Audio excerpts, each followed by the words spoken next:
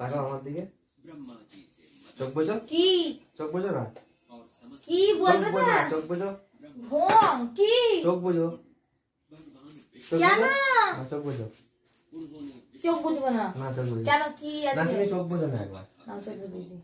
ভালো করে চোখ বোঝো, তো শোনো না একটু। ভালো করে চোখ বোঝো। হুম। Happy marriage anniversary. আমার ম্যারেজ অ্যানিভার্সারি আর গিফট বিরিয়ানি। যা আমি ভুলেই গেছি, এটা অঘ্রাণ মাসের 26 তারিখ আজকে। হ্যাঁ থ্যাংক ইউ। আচ্ছা গাইস, আজকে আমার দিনটা পুরো লস হয়ে গেল, কারণ আমি একটা যেমন হোক একটা কিছু পেতাম, আর আমাকে এত চালাক রাত্রিরে বলছে একটা বিরিয়ানির প্যাকেট নিয়ে এসে। উফ, লস হয়ে গেল। আমি তো আশা করেছিলাম যে কিছু একটা গোল্ড কি যা হোক কিছু একটা নেবো। এর আগের বারে স্কুটিটা দিয়েছিল, যাই হোক। আর এই যে আমি সকালে চলে এসেছি, আগের দিন রাতের ভিডিও থেকে করছি, যেহেতু ওর বাবা ফিরেছে আমি এবার বাবুকে নিয়ে আমার বোনঝিকে দেখতে। এটা আগের দিন হয়েছে, মানে যেদিন আমার বিয়েবার্ষিকী তো সেদিন হয়েছে। আর এই যে দেখো কুটকুট করে কেমন চেয়ে আছে, বোনের মতোই দেখতে হয়েছে। আর ছোটবেলা না বোঝা যায় না ঠিক কার মতো হয়েছে, দেখো পিট করে। আর ওরা না, ও নাকি এই প্রথমেই দেখছি মাসি আসতে বলছে, চোখ খোলে নে, খুলেছে। হাত দিন। আর সি সেকশন হয়েছে, ট্রেনে গাড়িতে এসছে, হাত দিন দেখো।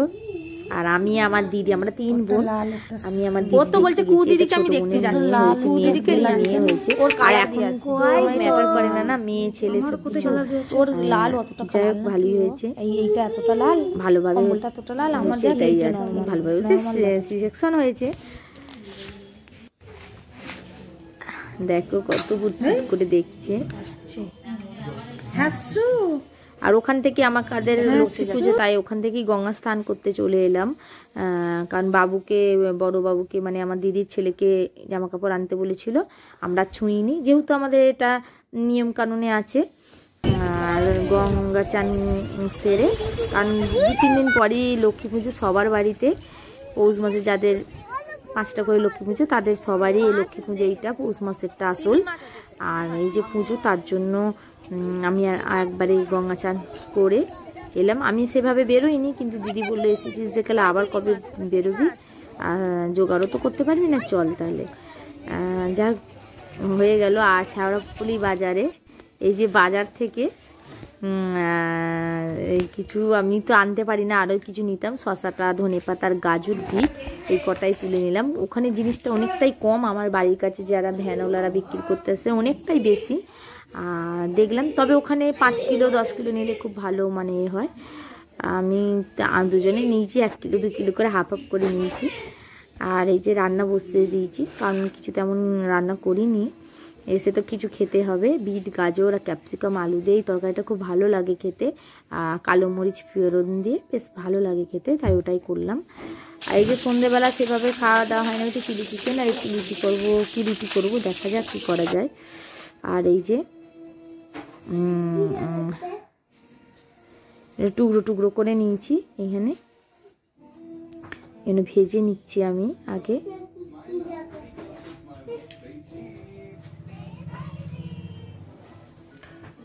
আর এইটা করতে করতে আমি অর্ধেক তো খেয়ে নিই, আমার খুব ভালো লাগে খেতে।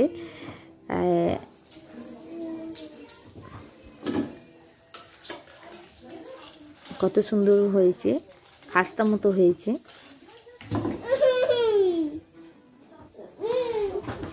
আর এই যে আমি এরকমভাবে নিই, পেঁয়াজ, ক্যাপসিকাম, টমেটো ঠিক চৌকো চৌকোভাবে নিই, যেমন চিলি চিকেনে এইভাবেই বেস্ট লাগে।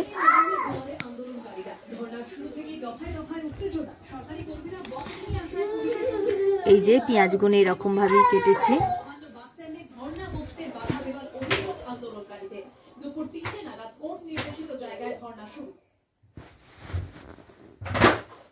আর এই যে এইগুলো দিয়ে আমি তো করতে করতে অর্ধেক শেষ করেছি। লাস্টেরটা না একটু তেলটা কম এসে গেছিলো, তাই একটু চুঁয়ে গেছে, আর নতুন করে ঢালিনি। আর রিচটা একটু কম করবার চেষ্টা করছি।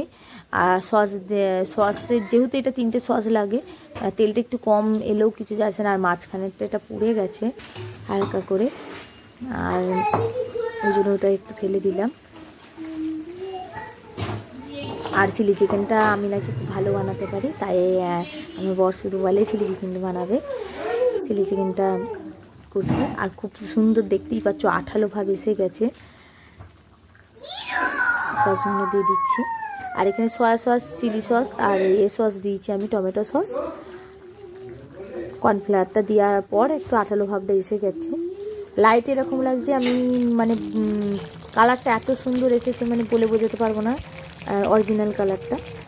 ক্যামেরায় তো এরকম দেখাচ্ছে, এই যে এইটা হচ্ছে আসল কালারটা এসেছে, একদম আঠালো খয়েরি। দেখতেই পাচ্ছ কত সুন্দর সফট হয়েছে চিলি চিকেনটা। আমি ওর বাবাকে আর এই যে ছেলেটাকে দিয়ে দিলাম। আর সরি, পরের ভিডিওতে এইটাই মেয়ে এসে গেছে।